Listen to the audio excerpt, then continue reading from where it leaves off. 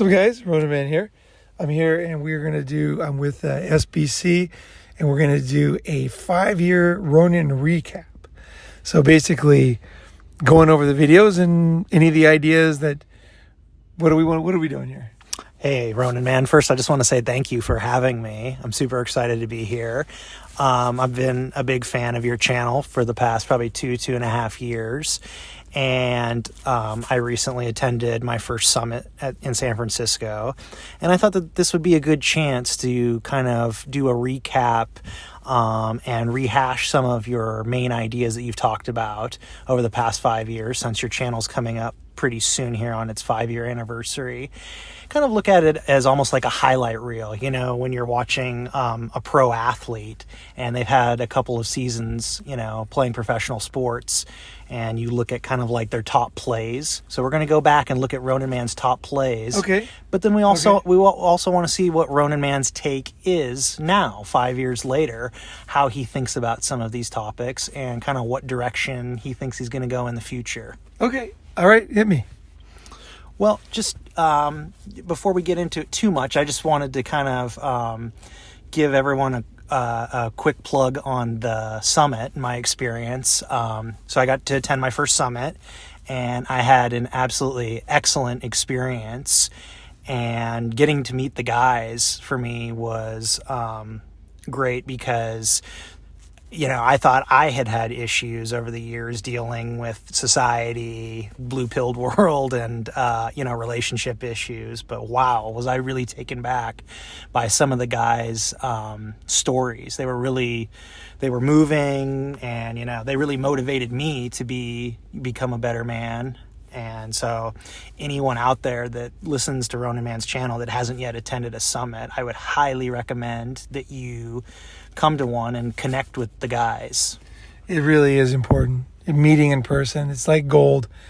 It is so important. And then the guys were great. And the thing is the reason why those stories sounded so radical to you, because they're not your story. Anything you do seems normal, right? So your other guys' stories, you're like, oh shit, you know.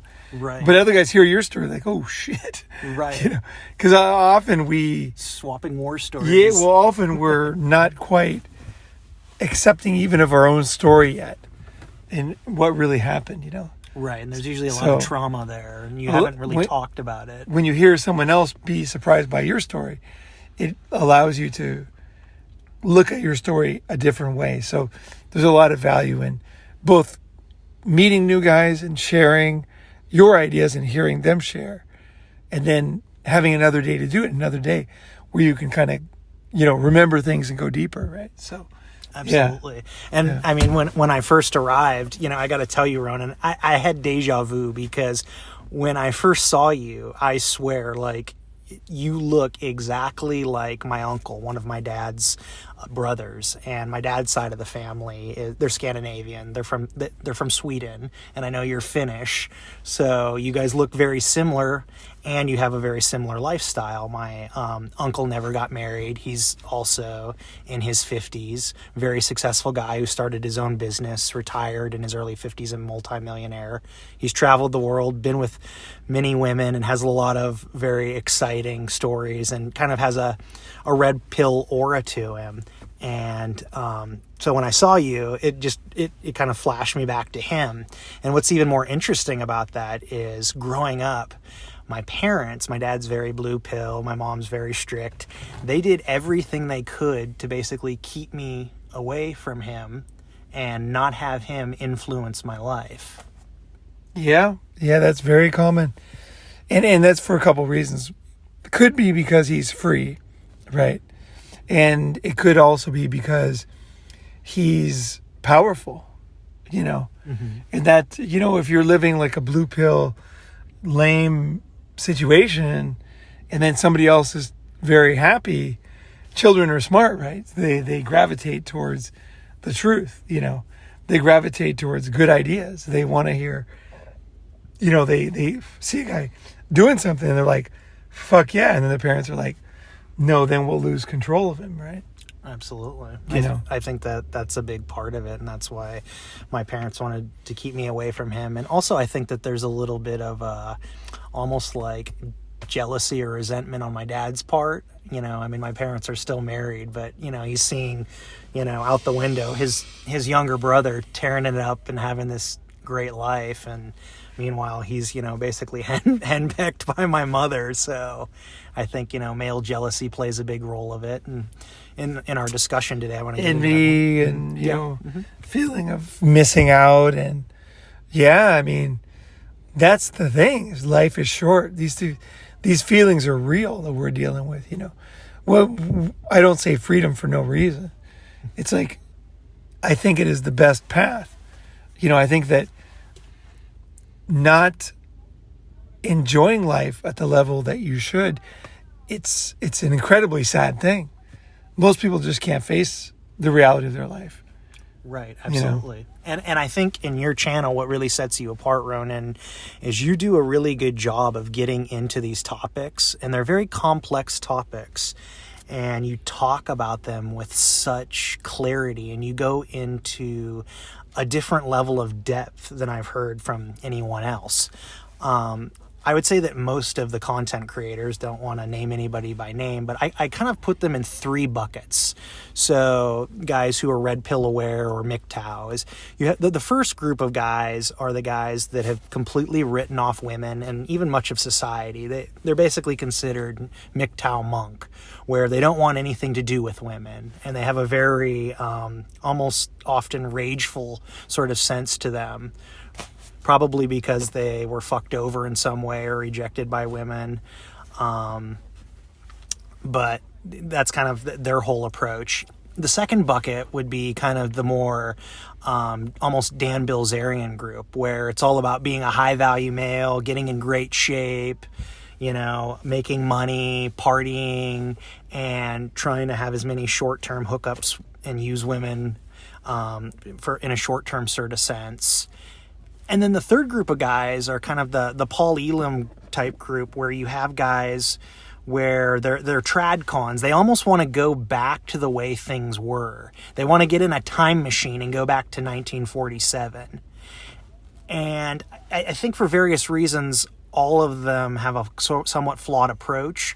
But the main problem is they have a very sort of preachy sense to them that you don't have, Ronin. They give a bullet point list of what men should or shouldn't do. Do this, don't do that. You're not like that. You get into the topics in a very detailed sense because you know that these topics are complicated, and I think your listeners really resonate with that style. Yeah, I mean, life is complex, and you need somebody, you know, you really need to hear an idea looked at from many angles in order to fully integrate it into your life, right? You know, like learning a difficult topic, learning a difficult skill, like a complex skill like Chinese. You need to hear so many different types of conversations, and you need to, you know, attempt yourself, of course, to do it. And there's just so many. I think of it as mastery. You know, it's not about I'm giving you the answers. I'm giving you the deepest, basically, overview of what the idea is, and then why I chose this way or that way, you know. And then that allows somebody to say, okay, I see, but there's this and there's that. And they can add in, you know, complexities to it, or even delete complexities. Say, actually, no, those are all the same. This and this and this, and then the idea can be worked on together, right? It's not, my videos are not a way to get people on board, but more to get people thinking and to get all of us closer to, you know, the truth of the idea and the truth of what options we actually have, right? It's like, what should we do, right? Sure. With our time, you know? Yeah, and I think your listeners really connect to your stories because, I mean, you know, a lot of MGTOW will say, especially the more monk guys will say, well, just don't get married. But, you know, it's not really that simple. One of my favorite episodes of you involved the analysis of the predatory female. And you told this story about how you were good friends with this couple, and how they were constantly quarreling, fighting, and breaking up. And then your buddy's girlfriend took him to the Taj Mahal, and that euphoric feeling he had while he was traveling with her pushed him over the top and got him to, make a marriage proposal to her. And I really resonated with that because... What did you resonate with about that? Because I had a similar experience with a girl that I was dating. We were having problems, and we went to Hawaii, and she took me, traveling to Hawaii. And we went to, I think it's Diamond Head Mountain, and I was feeling really euphoric. I didn't propose. I stopped myself just short of it. But I felt like I had a very similar experience to that. And that story really touched me, because I felt like you were getting down to the complexities of life rather than just saying, don't get married, or it's okay to get married. You really tapped into the human emotion, and that for me resonated with me. And that's really what got me into your channel. Well, the thing is, it's emotion that causes us to make these decisions. So you really have to face up to what relationships are and women are if you want to be free, and to your own weaknesses. You can't, the way that a lot of guys present things is, here's the way it is and follow these rules. This doesn't work. Like, it doesn't work for guys. Like, it might work for them for whatever reason, but it doesn't work for other guys. Like, because I've just seen it so many times. Like, the feelings are so powerful when there's a woman in front of you. You know what I mean? Like a beautiful young woman, who's in love with you, or, acting like she's in love with you. Right. And then you're just like in another universe. You're untouchable, Yeah, you're put in a trance. Yeah, you're in a trance. You're gone, and combined with sex and everything, So I think facing those feelings we have, honestly, what they are and our weaknesses, too. That's the way to really be strong. That's really the secret. The secret is not in talking strong. It's by accepting yourself, accepting the reality of things, being, having that sense of, I don't know everything. That's kind of the key, because if you know everything, it just turns around on you. And the next thing you know, you're making all kinds of commitments, like overnight, right? Right. That's what happens to guys. Like, 1 minute they're supposedly red pill, and the next minute they're fucking gone. A lot of content creators are gone, and they don't. I've noticed that they don't write what they do, but a lot of them go that way. So I've been able to keep my freedom, despite many temptations. Sure. But the way I've done it is not by trying to be too strong, but more by accepting my own weaknesses. Okay. And you know what I mean? Like, accepting my vulnerability and being honest about it, and knowing that part of me wants certain things. Like we were talking about earlier, like, part of me wants to be a slave. Every man, in the Esther Villar's book, right? Manipulated man, like, wants to be a slave. And I know that that's part of me as a man too, because that's the easy way. Right. She tells you what to do. It's easy. What do you do today? Honey, do that. Walk over here. What do we eat? We eat this. What is the kid going to do? He's going to go to piano lessons. Okay. What time? What should I take him to soccer practice? 7:00. Everything's easy. Everything's decided. And the desire for that side of life is real. And you say, okay, yeah, part of me wants that. But a lot of me doesn't fucking want that. You know what I mean? And by accepting myself as a weak human being allows me to, you know what I mean? Like, the emotions are too strong to ignore. You have to kind of accept them and admit them, And then you can say, okay, but what about the other stuff? Wait. I want to, it's like, I want to have a dog, right? I love dogs. I want to have a dog, but I want to travel. But I really fucking love dogs. Like I watch dog videos on YouTube, like I'll see dogs, I like kids, dogs, cats, animals, right? Horses.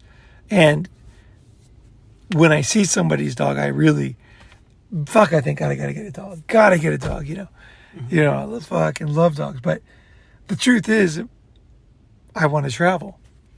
And I can't have a dog. So, but I do really enjoy seeing dogs and being with dogs. And it's almost like it's tearing me apart each time. But that's the burden I have to bear in order to stay free. Right, it's the trade-off. Yeah. Whereas if I say, if I supposedly don't like dogs because I can't have a dog, like as an easy way to protect myself, that won't go good because one, I won't be being myself, like I'm a very sensitive person, right? And so by accepting that, and then tearing myself away, and it just like the fucking the sirens and Odysseus, right? He ties himself to the mast. Right. I tie myself to the mast again, and I say, okay, I'm not going to do this. I'm not going to be a slave. I'm not going to tie myself down. Yeah, I mean, it almost seems to me like before the red pill was really a thing, you almost like kind of saw this stuff. I mean, in the predatory female episode, you mentioned how typically young men really just aren't taught to see the long ball. Everything's going good in the moment.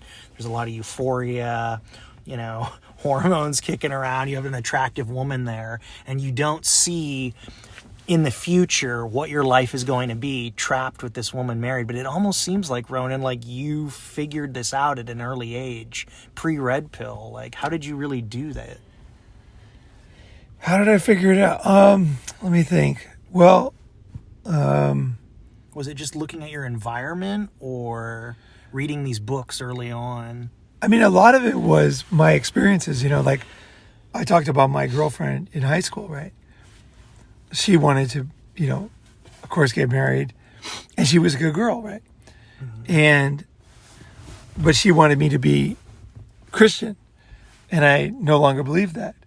So I was like, I realized that, she was probably the love of my life. She was probably the one that if I was going to get married, she would be the one.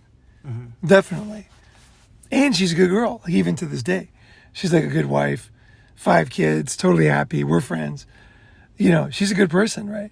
Mm-hmm. She was like probably, I got to say, she's probably the best girl I ever dated. Like she was really a kind person too, right? But when she asked me to be like religious is when I realized like, if it can't work with someone like her, like, you know what I mean? I had to change myself to be with her. Right, exactly. And that's dishonesty. Like, I can't do that. Like, I am who I am, Well, and it seems like most relationships, long-term relationships and marriages follow this pattern where the woman almost... Wait, let me finish answering. Because the thing is, I saw that I was open, to doing things like commitments, but I wasn't going to sell my soul, so I wasn't going to do it. And then I realized when you have that attitude, it's like, I'm open to, committing and all that, but I'm not going to sell my soul. I'm not going to like pretend like I'm somebody I'm not. And then you realize that women, they always want you to change. They always want you to be somebody else. So like, once you see that, you're like, it's easy to be red pilled because you're like, why are they like that? Like, why do they want us to be somebody else? Like, I don't want to be somebody else. Like, I think that one of the goals of life is find who you are. In the same time as like, nobody in a relationship, like, the whole thing is you become whatever they want you to become, right? If you want to stay with them, right? Right, exactly. I almost get the impression from women that they look at men as almost like fixer-upper projects. Like that's part of the challenge to them is to mold you out of clay into being something that you originally weren't, that they want you to be. So yeah, my truth, my connection to my real self is probably what doomed me to being, one of those partners. But At the same time, I have to say that the good side of it has been that a lot of women that know me, like you guys just know me from either a summit or, videos, but the women that really know me, they actually know more than most people that I'm free. Like they know that most guys are not like me. They like to the core. Like I am true to the core. Like, and that blows women away. Women are blown away when they figure me out. I'm serious. I'm totally serious. Mm-hmm. Women are in awe. Like when they really figure me out, because I'm not trying to change them. And I'm not a contrarian. I'm not trying to not be what they want me to be. Sure. But I am myself. And I have, I really am on my path. And I won't go off that path for somebody. I just won't. And when women see that, they're like, wait, you mean like, even if I make fun of you, even if I leave you, even if I fuck another guy, even if I, get married to some other guy, like, even if, no matter what, like, you're not going to, because I think women get disappointed in men because so many men are secretly weak, and I think the way that you stay strong is just by being true to yourself. That's it. And then not accepting change and say, oh, that's nice. You want me to be Muslim or whatever. That's nice. But I'm not, Sure. Oh, I would love to do that for you, but that's not something I can do. Mm-hmm. I can't believe something for you. I can't pretend like I believe something for you, Right. And then they're like, well, no, it's easy. You just have to, just have to do this. And then they're trying to get you on the road to accepting something you shouldn't accept, right? And I'm like, no problem, but no, I just don't want to be that person. I'm not that person. And then they're like, because it's not an aggressive vibe. It's like because it's almost like when we break up or we leave or whatever, I'm very sad. And that's what confuses the girls. Because they're like, wait, like, if he feels this strongly, then why are we getting married?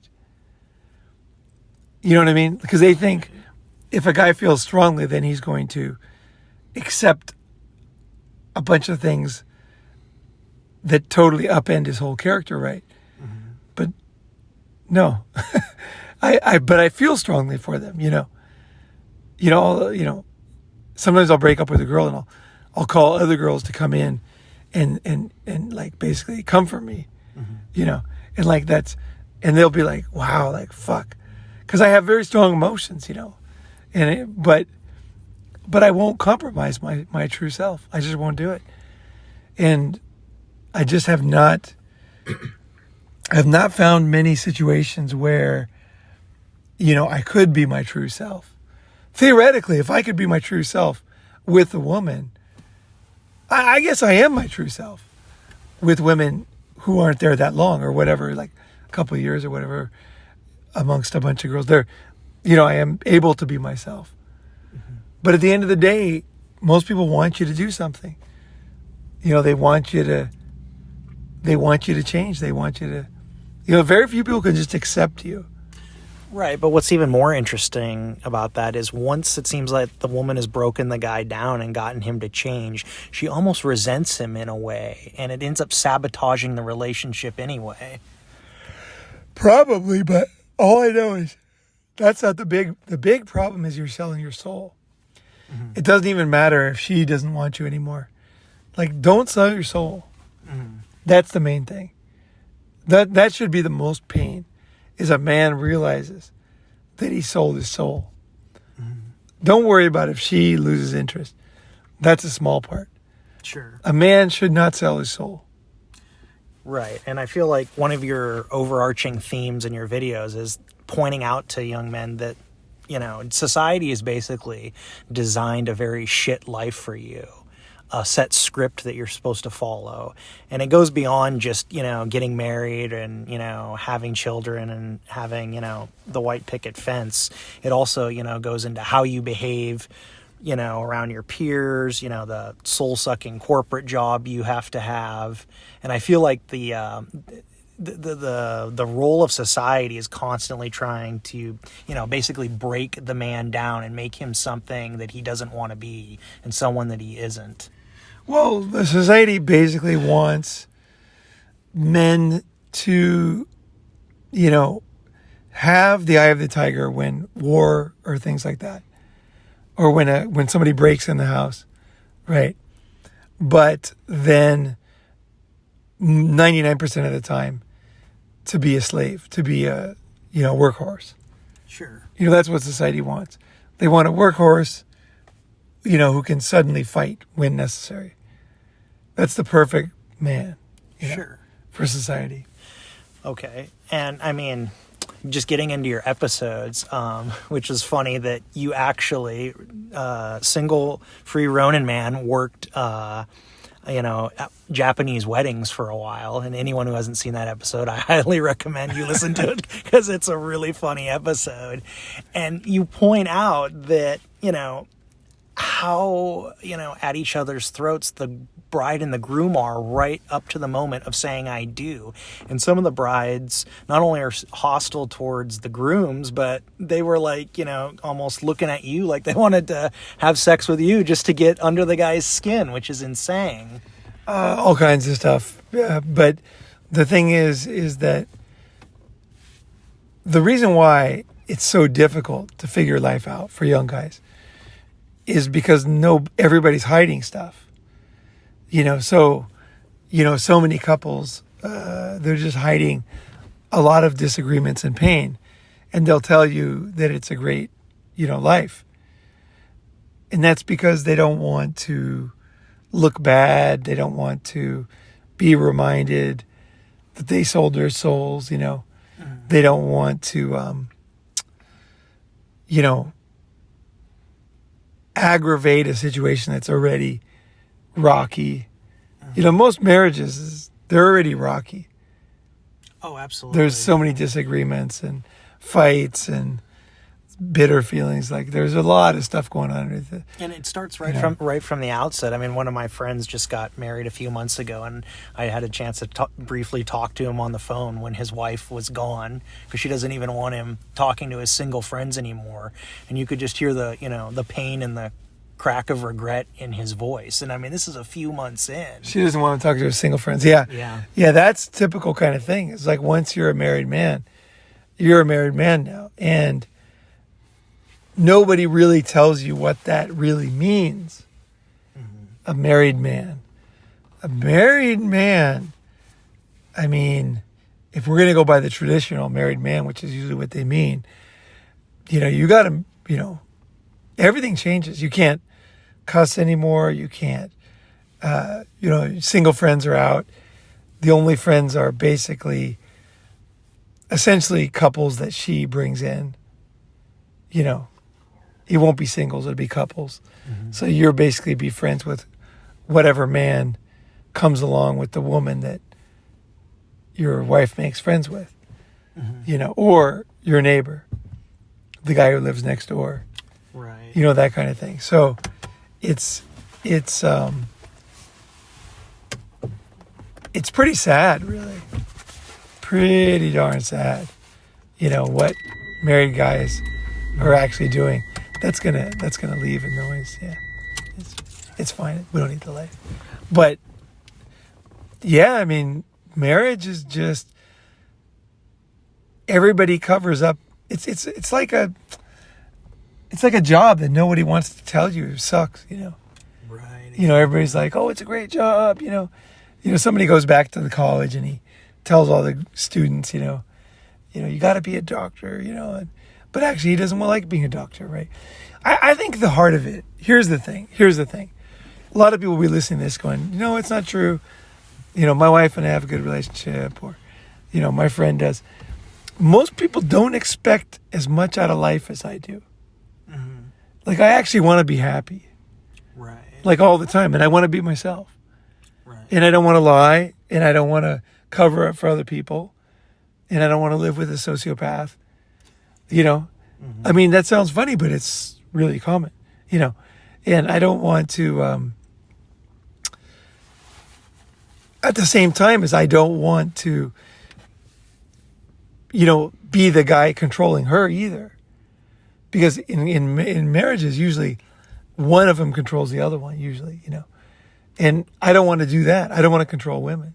Mm-hmm. I have no desire to control other people. It's like people that want to be around me, they can be around me. Mm-hmm. And if I'm around you, it's because I want to be there. Otherwise, I won't be there. It's not because I have, traditionally been there or am embarrassed to not be there or have made a commitment. No, it's because if something changes, I you know what I mean? I'll just do something else, I don't have to be there. And I think a lot of people think, well, wait a second, they can't really live that way. Most people don't do things you don't want to do and be around people you want to be around. And the thing is, so most people are so used to dishonesty, they don't even like their own friends and their friends don't like them. Really? Oh, yeah. Yeah, most people. That's what they've kind of they're just, that's my friend kind of thing, It's like, no, that's not, for me, that's not a good enough life, I want more out of life. Makes sense. Okay, so 2 of your core concepts to becoming a free man is you discuss being unblackmailable and keeping your cards close to your chest. And one of the first steps to doing this is you first have to accept the truth and accept reality. Why do you think so many men have trouble with this, especially blue-pilled oriented men? Why they can't face the reality of life and situations? Well, there's a couple things. I want to go back a little farther. Okay, the point of being unblackmailable and being a black box, the reason why you do that is so that you have control of your life. So if you sign a contract, say to pay for this car, you won't have a choice every month. You have to pay for this car, right? The thing is, it's not that you might not want to buy a car, but you might want to save up cash and then buy the thing used, like a year old, so that you can sell it easily if you don't like it. Mm-hmm. You're not tied to it. So the reason why you want to be unblackmailable and black box is not so that you don't ever commit to anything or do anything. It's so that you don't have your life controlled by meaningless commitments that are all around you. Right. Everybody wants you to sign up for something meaningless, trade your time for nothing. That you don't give a damn about. Yeah, it's like you're just stuck in. That's what most commitments are. Mm-hmm. Some stupid cell phone contract, some stupid loan, some this, some that, dog, and all of a sudden you can't travel and you can't do this and you can't save your, and it's like none of it you care about, right? The reason why you are disciplined about making those commitments and why you save money and think is because when you find something that you actually want in life, you have to have the money, energy, and time to get it, right? That's how you get it, is by avoiding all those meaningless things that you don't really care about. So true. So somebody else might care about it. So I think a lot of people misinterpret that. They say, oh, unblackmailable means you're, totally no one can get anything on you for anything. It depends on what you want. It depends on what you decide you want. Mm-hmm. If you really want something, right, then you have to accept, if you're going to be in the Olympics, right, you got to train. Mm-hmm. It's going to be a lot of fucking training, right? But that's because that's what you really want to do, So you save your energy. And then if something really hits you, you can do it. You can buy it. You can do it. You have the energy and the time. And the resources. Yeah. Now, being unblackmailable, the downside to it is you've touched on the concept of male jealousy. And it often far exceeds and can interrupt your life far more than female jealousy or hatred. talk to me a little bit about how you've dealt with male jealousy and how maybe former friends, colleagues have tried to screw you over and how you've gotten around that. I mean, it's been one of the most difficult things in my life, because basically the more free you are, more happy you are, the more you succeed at doing things you really want to do, the more people are going to be jealous of you. Mm-hmm. It's just a guarantee, because what we're talking about, most people live shitty lives, and guys live in shitty lives. You cannot believe how strong their emotions are when they see somebody not doing that. Right. So, you know, it's like they want to drag you into the fold almost. Who knows what the fuck they're thinking, but I think you have to be able to weather those storms, betrayals, you know, because they're going to happen. Mm-hmm. The bottom line is, you can either do two things in life. You can do nothing, and then no one's going to be jealous of you, right? You can live a shitty life. No one's jealous of homeless people. That's true. You know? So, like, how much do you want to, you know, in the end of the day, what do you want to do with your life? And then if you have to put up with a couple of, you know, things and guys doing stuff, you're going to have to do it, you know? Because that's the only way to get to that goal. Sure. That thing that you want. And a lot of guys, like I said, they have a lot of strong emotions, you know, and they'll have logic behind it. You know, God doesn't want you to do this, you know, like you're going to go to hell. Right. They always have their reasons. There's always some pretty strong reasons, right? And it could be religious. It could be totally not religious. I don't want to point out religion, but the reason why I bring the religious thing up is that it has actually nothing to do with religion, what I said. It's what I'm saying is a guy who's jealous will take in ideas that are bigger than himself to try to shame you into changing. Mm-hmm. So all of a sudden it's God. It's not just him. A real Christian or whatever Muslim would look at him and say, that's just you, bro. That guy's doing his thing. And you're trying to stop him.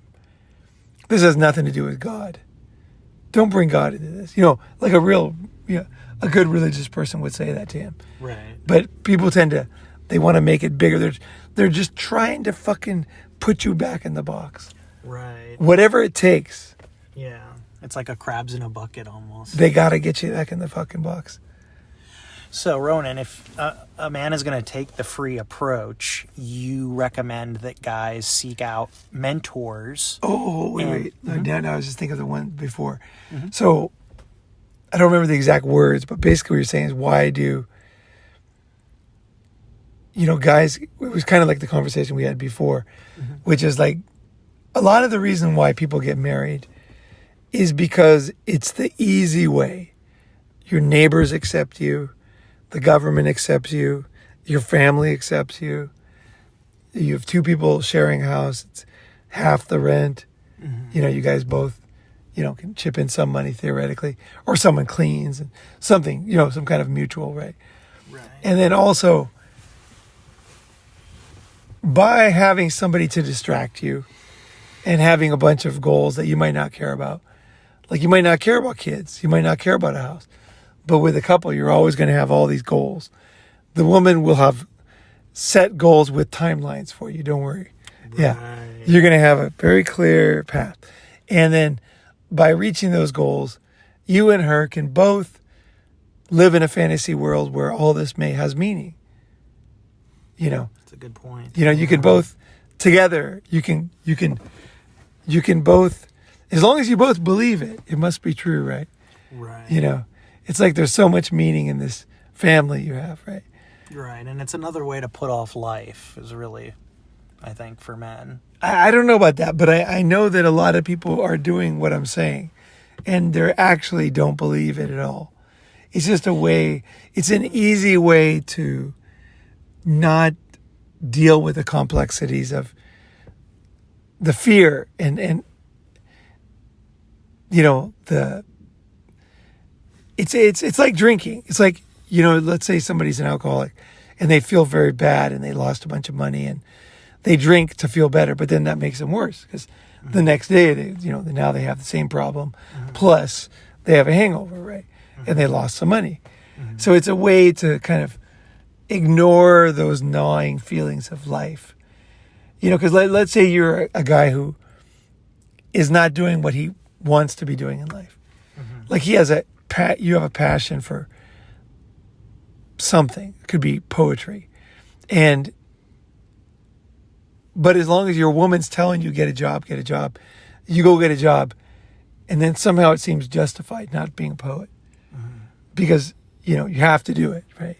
Sure. And you're on the treadmill, and the kids need this, and then she needs that, and then she wants this, and then you can kind of blame it on them, but in reality, it's you. You're not doing what you want to do. You're not doing your purpose. A man needs to be on his fucking purpose.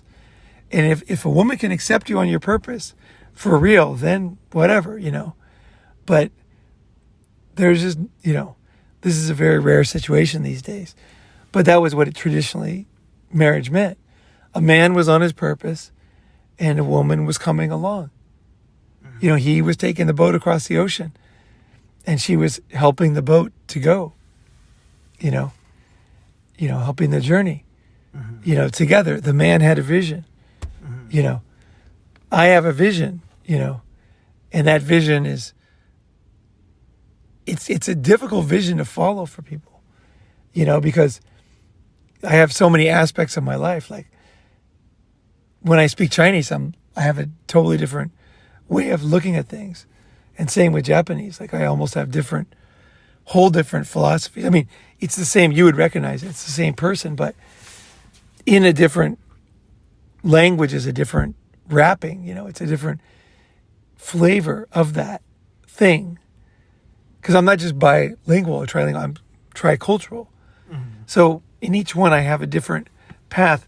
And how do I find a woman or a friend who can do all these, who can fluently go in these different worlds, wander in and out of these worlds? There's just a lot of women, they're just very small parts of guys' lives, but they're big expenses. Sure. But they really don't know that much about the guy.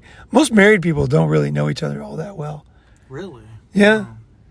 I mean, they know their patterns and stuff, but they don't really know who the person is, because they're both just compromising.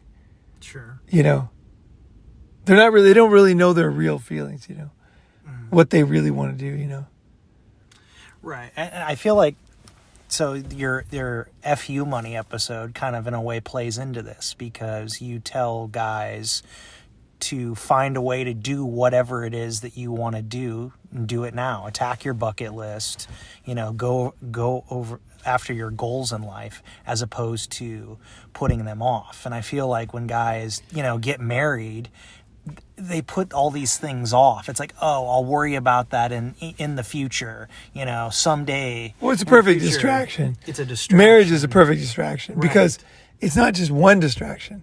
First, you got to date. Then you got to, propose and plan the wedding.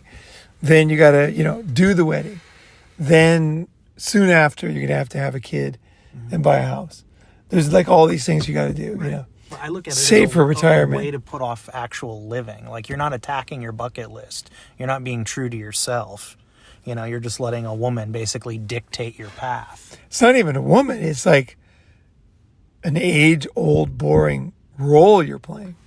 True. Yeah, it's not even a woman. She's playing a role too. You're both just trudging this meaningless path.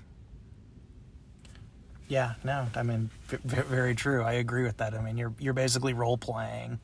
Yeah, you're playing house for real. Yeah, no, I completely agree. Now, going back to the importance of male mentorship and friendship, if you don't go down the traditional marriage path, and you stay free, you've emphasized how important it is for guys to not just bury their head in the sand and to seek out mentors and to seek out friends. Talk to me a little bit about that and how you go about finding other guys that are, red pill aware, because a lot of the times your friends get married and their wives don't want you talking to them anymore.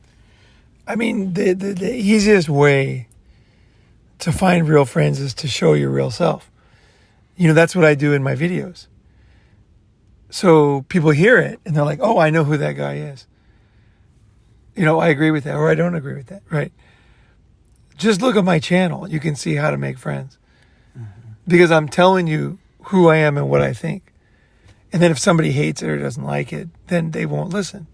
Or they won't want to, you know what I mean?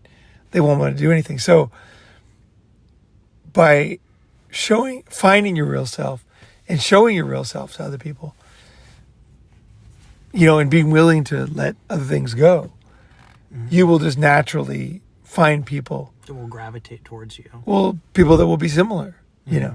So if you do what most people do is they like cover it up, don't tell anybody, don't search into your heart who you really are, then, you know, it's hopeless because you need friendship, you need, you know, human bodies around you. So you'll just pick whoever's there. Sure. The guy sitting you next to you in the bar, you know, he's your best friend. Very true. You know, so the way you find friends is by being yourself when you know most people won't like it. Most people will not gravitate towards it. They'll go away. But you have to accept that. You know, you're not trying to change people. You're trying to find someone who's actually, you know, you guys groove together. So that's not easy to do. So you can't don't get frustrated. People don't, you know, because they're not like you. Sure. Getting angry at them for what? Getting them so they can pretend like they're like you or something? I don't know. That's not a good plan. Yeah, no, that makes sense. And the internet has empowered people to connect with similar line of thinking. Before that, books, you know? Right. Yeah, books. Absolutely. Okay, another core concept, Ronin, that you talk about is this idea of detachment. Now, I kind of look at it on a couple of different levels. The first one being, don't let everything you own end up owning you. Basically, pare down as much of your physical stuff as you can and be minimalistic so you can move around and be more transient much more easily. I don't use those words, but basically what I do is I look at my clothes and anything that I haven't worn in like 3 months is pretty much garbage. Anything that I'm not using, no matter how much I like it, it's gone. Because I don't use it. Right. I thought I was going to use it, but I don't use it. Right. You mentioned in one of your videos that if you were to wake up today and start your life all over again, would I get this item? And if the answer is no, and you have no use for it, then you basically just throw it out. Right. But I also, another way you can use different filters, right, to find, you know, the other way is just to say, have I worn this, you know, for a long time? And if you haven't worn it, you got to be honest with yourself. No matter how much you think you like it, you actually don't fucking like it. Right. And the other thing I do too is when I buy clothes, every time if I buy, say, clothes, I always think, do I want to wear this right now? If I don't want to wear it right now, I probably don't really want it. Okay. Because if I find the fucking perfect shirt, right, I want to take off my shirt in the store, switch, and then on the way out have to pay for the shirt I'm wearing because I want to wear it. Okay. If I don't want to wear it, then I probably don't want to wear it. Ever. Yeah. Gotcha. Okay. It's probably wrong. Okay. Yeah. That's a good point. Yeah. Good stuff I like, I want to wear it right now. I like it. Yeah. Just walk out of the store with it on. Yeah. Pay for it. Lean over, have her cut the tag off. You know. Yeah, no, I understand that. And I mean, if you ever wonder if people take action, I mean, after I heard your video on minimalism and saw you wandering around the IKEA, basically telling people to pare down their stuff, I basically got rid of 85-90% of my stuff and pared it down to basically one backpack and a duffel bag. And I'm already seeing, like, you know, the huge benefits of that I'm basically no longer tied down to a location. I don't even have a car anymore, as you know, as we've talked about. Yeah. So, I mean, I basically have all of my stuff I can fit, you know, on my back, and I'm very mobile. I also like to keep things moving. Like this jacket, my friend Jason gave me. These pants, Robert gave me. This jacket, Gabe gave me. This shirt, Adam gave me. Oh, nice. Yeah, Okay. like everything I'm wearing right now. My shoes I bought in North Carolina with Tyler, and the socks I bought with my brother in Boston. Like basically, everything here I didn't have when I came to America a year and a half ago. Like everything's new. Everything's new. Mm-hmm. So a lot of times I like to keep updating things. Because when you fall in love with something too much, like a shirt, right, there's something wrong with that. There's something lame about that. Right. Like there's a lot of cool designs out there, man. Mm-hmm. You know, it's kind of good for you to try a new thing. Don't be falling in love with ideas or clothes too much. You know what I mean? Right. Not just pare down, but like don't even fall in love with anything. Right. Just keep shifting, you know. Makes sense, yeah. Keep as try new ideas, try new looks. Mm-hmm. You know, try new things, you know. Right. Don't be stuck in the same look. Right. You know, because it's not just a look. It's a mindset too, you know. Mm-hmm. You're just always the same. If you look the same, people that look like you gravitate towards you, right? Mm-hmm. Like if you have 100 piercings and tattoos, certain people are going to come towards you, right? How you look affects who comes to you, right? Yeah. It really does. Right. Your clothes and stuff. So that's the other advantage of trying new concepts, trying new clothes, trying new looks, mm-hmm. keeping things moving, is that you might see life a little differently. It sounds dumb, but I found it to be true. I found it, yeah. Not at a super, super deep level, but refreshing enough that it's interesting. Yeah. So is Ronin Man going to get a tattoo? Oh, no. I don't like tattoos. But no, it's not that. It's like not being tied to a certain look. I gotcha. You know, or a certain idea, you know, like the persona thing, you know. Sure. You know. Makes sense. And then, so the next level of detachment that I identified from your videos is don't get too caught up in tying yourself to any sort of set story or persona. And you talked about it's exactly the same the concept. dangers of that. It's just the internal close and then external close, right? Uh-huh. And you gave an example of kind of looking at yourself as like a pinhole camera. You know, you're not looking back, you're not looking forward, just what's right in front of you and deal with it right then. Yeah. And don't try to, base your whole identity, on your profession or anything of that nature. I'm a concrete guy, you know what I mean? Right. Yeah, fuck that, yeah. Well, yeah, I mean, I felt like that was very, important. It's not that nothing is true. It's not that you don't have a self. It's that you have, as an intelligent, capable man, there are so many aspects of yourself you haven't discovered yet, mm-hmm. right? By testing things out, you find new things about yourself, and you'll, I think, be less judgmental too. Right. When you've seen more things, and you know what I mean, less judgmental of other people. Right, and you tell people to, basically detach yourself from society's core beliefs, or at least question those beliefs. And you talked about that extensively in one of your videos, and I felt like that was kind of also part of the detachment. That just because your parents told you something, or maybe your pastor growing up, doesn't necessarily mean that you should just follow it blindly. You should really question that belief system that you have, and really look inside yourself. Yeah, I don't think there is a belief system. Really? No, I think you have to put each idea, it's grind it out. Mm-hmm. Every single experience is one lesson. Okay. I'm not looking for a bunch of ideas that have been put together. Mm-hmm. I learned one thing, it's fun to travel, I'm a physical person. I like to exercise, I learned one thing. I can't, that's not good for me. I'm putting together experiences. I hit roadblocks. I have euphoria, And then I put together my experiences and say, okay, here's how this goes. That's why I shouldn't do that. You know what I mean? It's not a belief system based on a belief system. Each idea has been thought out in my life. Mm-hmm. That's why my beliefs are not, they don't cave in. You know, a lot of people, like when they go to war or something, you know, all of a sudden everything they used to believe, they don't believe. It's because they never believed it anyway. It was just some dumb plan that someone else gave them.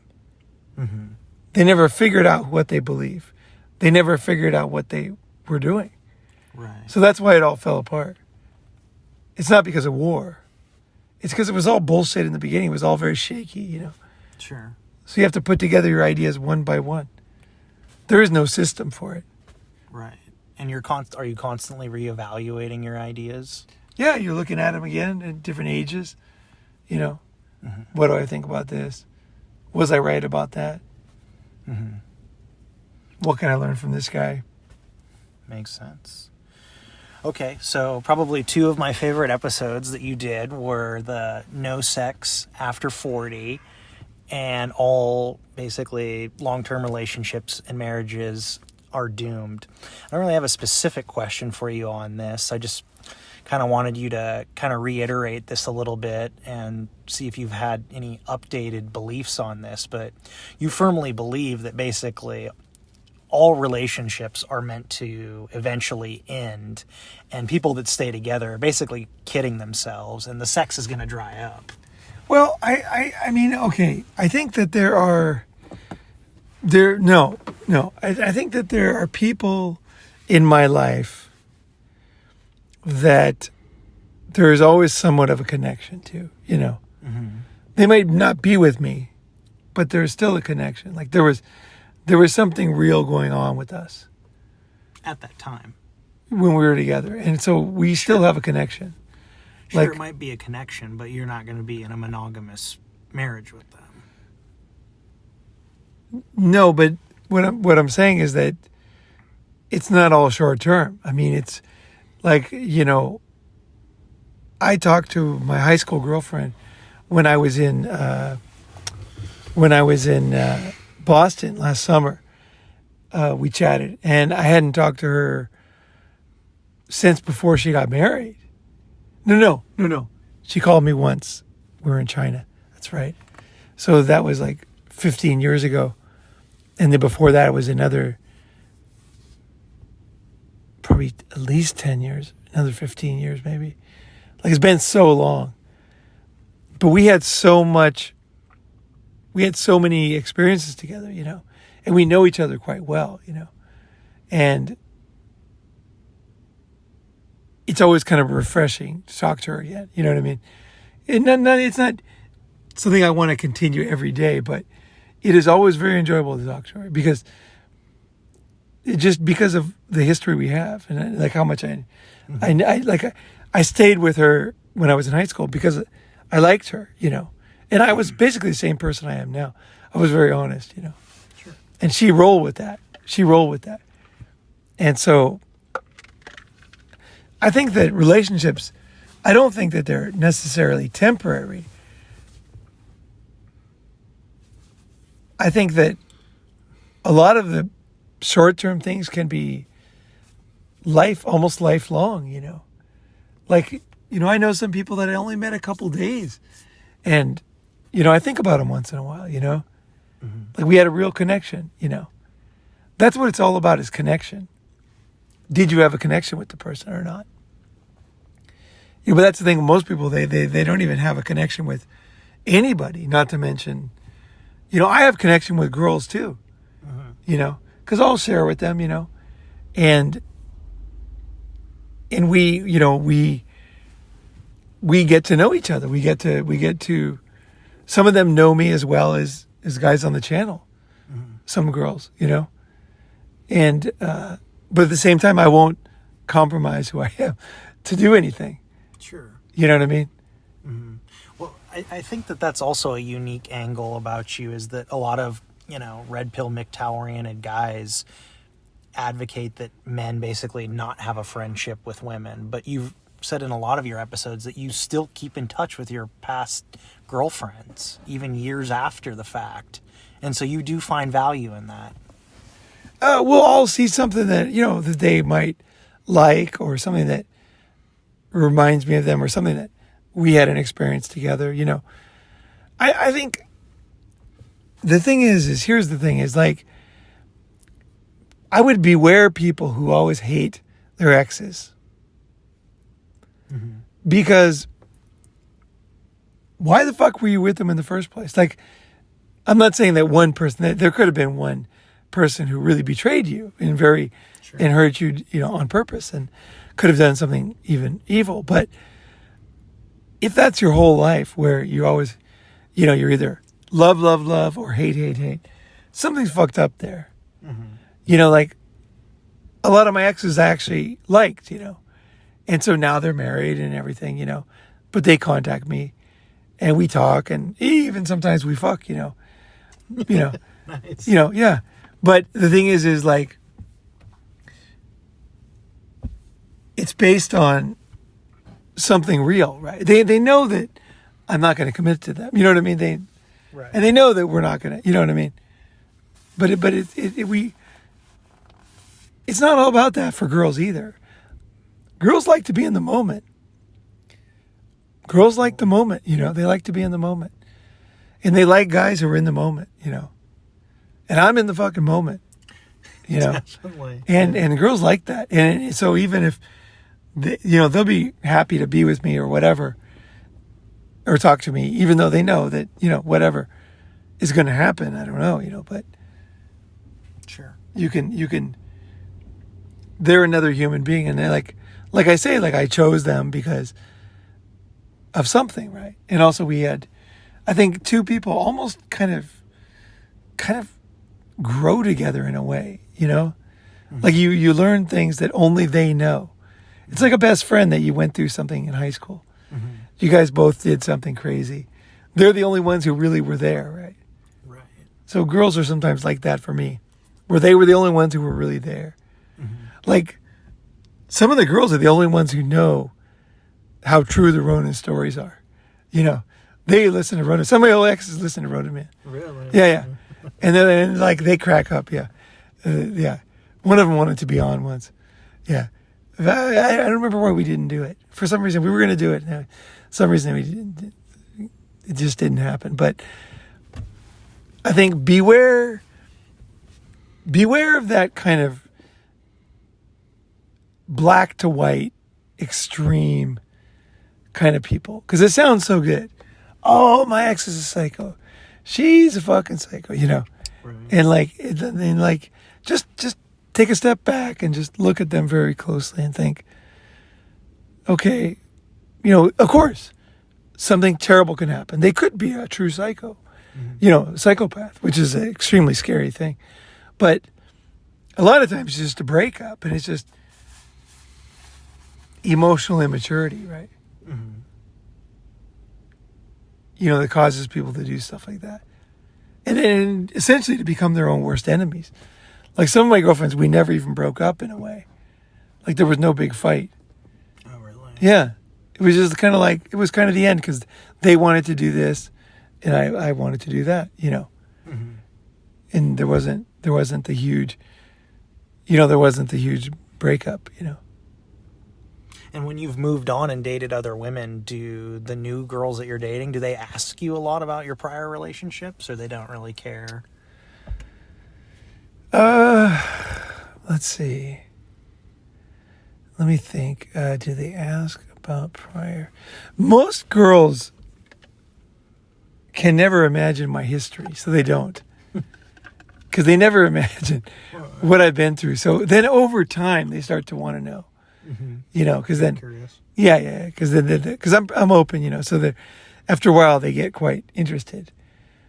But at the end of the day, I'm with them. If I'm with them, I'm not with anybody. But I mean, if I am with them, I'm with them at that moment. Sure. And also they know that I wouldn't do that if I didn't want to do it. So they're like, okay, he definitely likes me right now. Makes sense. Which sounds a dumb, simple thing, but that's not always the case with most people.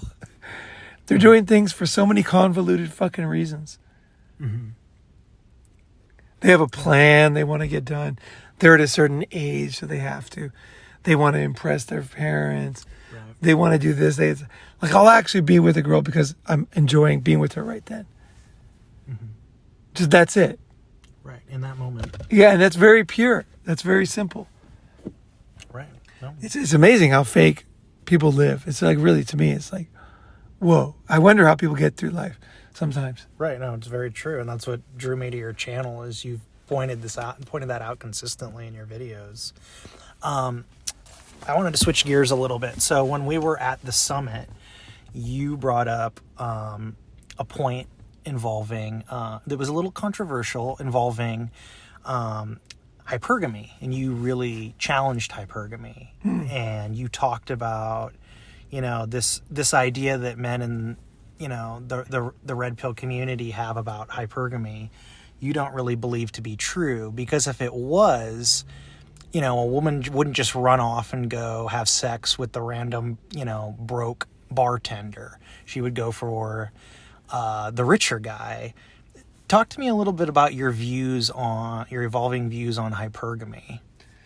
Let me think about that. That episode, we were standing in the park, Mm-hmm. and I can't remember exactly what I said right now. What was it? What was it that impressed you? Well, that was a good one. I know. What grabbed me was you were saying that, a lot of guys have this idea that women are always going to, hop from lily pad to lily pad to go for the better guy.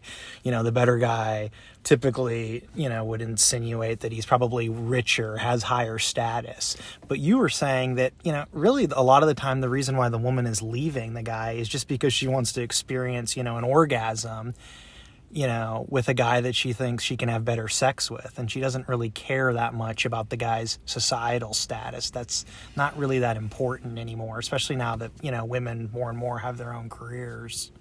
Yeah. It's a very simple concept. I mean, just watch that video again. I mean, there's really nothing to add. That concept, I just kind of figured it out. I said it I think I said it pretty close to perfectly in that video. I just kind of figured out that, that's what,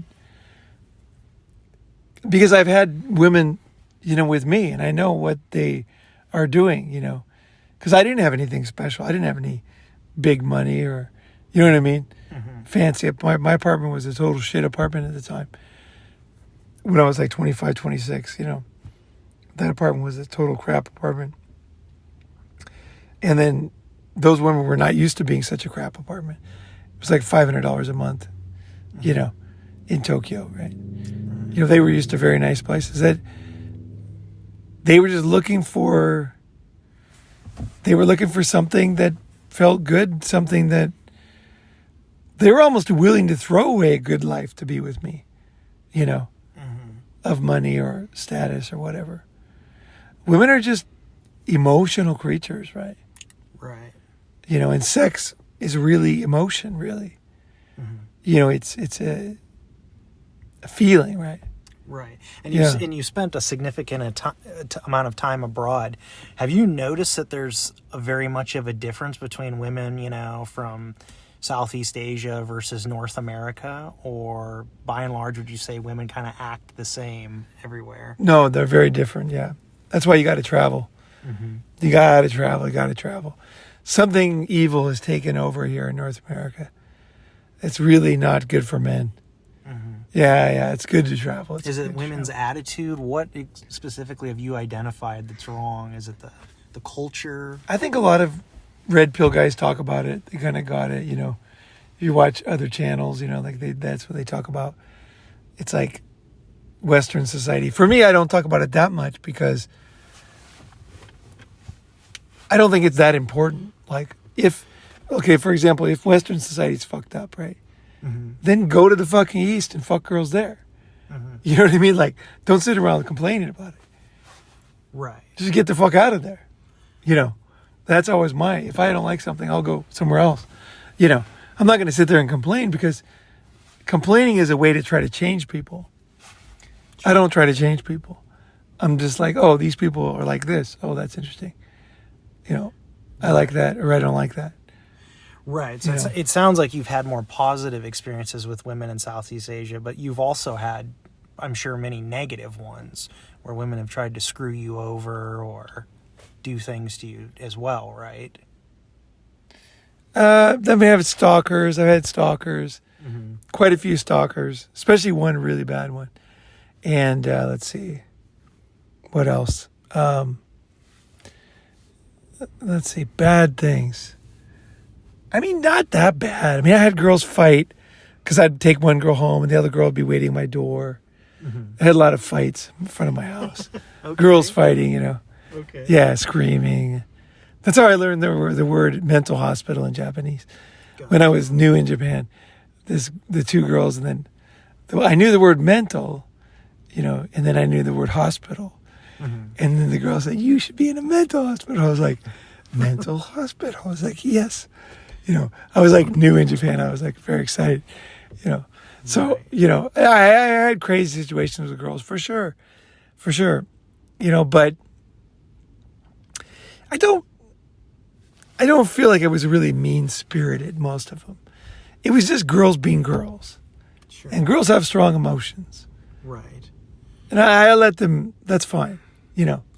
But do you think that Western culture is now, you know, having an influence everywhere? Because, you know, now we almost live in a global sexualized marketplace where any girl from any country can get a cell phone and be on social media and basically mimic Western habits. Yeah, oh, for sure. I mean, Western stuff is definitely feminism and, you know, Western values are definitely spreading. And so are Eastern values spreading here, you know, but women are still very different. You know, if you go to like, just because a girl can get a cell phone doesn't mean that she totally is the same as the girls here, you know. Right. It's definitely good to travel. Definitely good to travel. Definitely recommend traveling. Basically, there's no way to answer your question because not everybody on this channel's traveled a lot. I could get into some very minute details. I could talk about this for weeks, but Sure. It's like not knowing what everybody else knows. I can't really answer it because yes, women are different. Yes, women are influenced, but it's the subtleties that are the key, right? You know, so it's like, even if I try to explain it, people wouldn't understand what I'm saying. So all I'm saying is like travel, see other people, get a breath of fresh air, because things are pretty bad here when it comes to, you know, because of the law. It's because of the law. Right. You know, the women can take half your stuff. You know, if the woman lives with you, if you like watch her kid for 2 days, she can say you took on a fatherly role and you have to pay child support the rest of the kid's life, you know, until they're 18. I mean, it's crazy here. Or she can make one phone call and have you arrested on a false Yeah. charge. Yeah. And society doesn't want to accept that men are going through this. And I understand that I'm not going to change society. Society does not want to see men's pain and difficulty. They don't want to see it. And they won't see it. They will not see it. So I'm not trying to get them to see it. And I'm also not predicting doom because I don't know how it's going to turn out. But I will tell you this, that it's real. And if nobody wants to listen to it, this is the key, is like gaslighting. Gaslighting is when someone tells you something didn't happen, you know. You're like, wasn't that gas? Didn't I turn that gas off? No, you didn't. Yes, you did. Right. It you know, makes you feel crazy. and you're like, wait, did I? You know. So I think it's important for guys to know that it is a miserable situation for men right now in the West. It's terrible. And there is a lot of pain. And nobody cares. And the courts are unbelievably biased. And you have to protect yourself. You know, it's the sad truth, right? I do want to do one whole episode on what I learned being back for a year and a half. And it's going to be a good episode. But I don't want to start it now. But yeah, there's a lot of sad things here. And I want to get into those details. Because I think that will give you a roadmap for what you should do. But yeah, no, it's really lame what's happening right now. Yeah, It's, I think that'd be good. but at the same time, I just don't be like these other guys. You're trying to change it. You just have to understand that things are lame, and they will continue being lame. Right. And go do something else. Makes sense to me. In recent years, because of, how lame the climate has gotten, that's contributed to the marriage rate plummeting. But in one of your episodes, you addressed a movie that Julia Roberts was in called Eat, Pray, Love. And basically, you made the argument that more and more, marriage isn't even really all that beneficial for women now that they, are going to school more, getting their own careers. How do you see that playing into, the decreasing marriage rate? And do you think that women themselves are intentionally turning their back on marriage and will continue to do so? Oh, for sure. Like MGTOW guys think that they're the only ones that are not as... No, the desire to get married is dropping for females too. Mm-hmm. Yeah, it's really dropping. Yeah, and the men and women, men more than women, but it's not that different. It's a trend. Marriage is just not that attractive. It's just women are not finding it attractive. Guys are not finding it attractive. Do you think that there is any value in having a life partner, or it's just not really realistic nowadays? I mean, like I said, I have, quote unquote soulmates or girls that I talk to that we have a very deep connection. And I think that's the ultimate goal, is deep connections with people. Deep, meaningful connections, whether they're whatever they are. You don't want to have a life devoid of connections, right. Human connections. Those are very, very important to your mental state. As a human, you need to have connections to people. So whatever they're called, whatever they're labeled, don't worry about that. But you don't want to be, where you're just skating through life because what else is there? Right. That's the thing. There's it's the connections. They've proven people with more friends survive cancer at a lot higher rate, the heart attack surgeries. There's a very deep, physiological implications too. It's super important for us as humans. Absolutely. To have connections with people. Yeah, and people tend to live longer too. You have to keep making connections, keep open. Don't be so cynical that you can't connect with people, regardless of marriage, regardless of, what's going on in the world. Makes sense. You're still, I'm still open to life and people.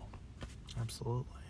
Okay, so to wrap things up, Ronin, last question for you. You've given us so much since you started doing these summits and connecting with us through your channel. What have you gotten from us? Just one or two brief points that you've taken away from us, or that you've learned from, interacting with us and your followers. Well, I mean, one thing I learned is how difficult it is for young guys in America, in the West. Mm-hmm. I didn't really realize that when I started the channel 5 years ago. I knew my perspective, I knew my generation. And then after hearing the stories, I started to realize things have really changed here. Mm-hmm. It's not just, generational things. Things have really changed. And I really sympathize with the young guys now, that before I would have thought something else. But now I really see that things are difficult for young guys, for sure. Mm-hmm. And that understanding, broadened my life. It helped me to have more empathy for guys.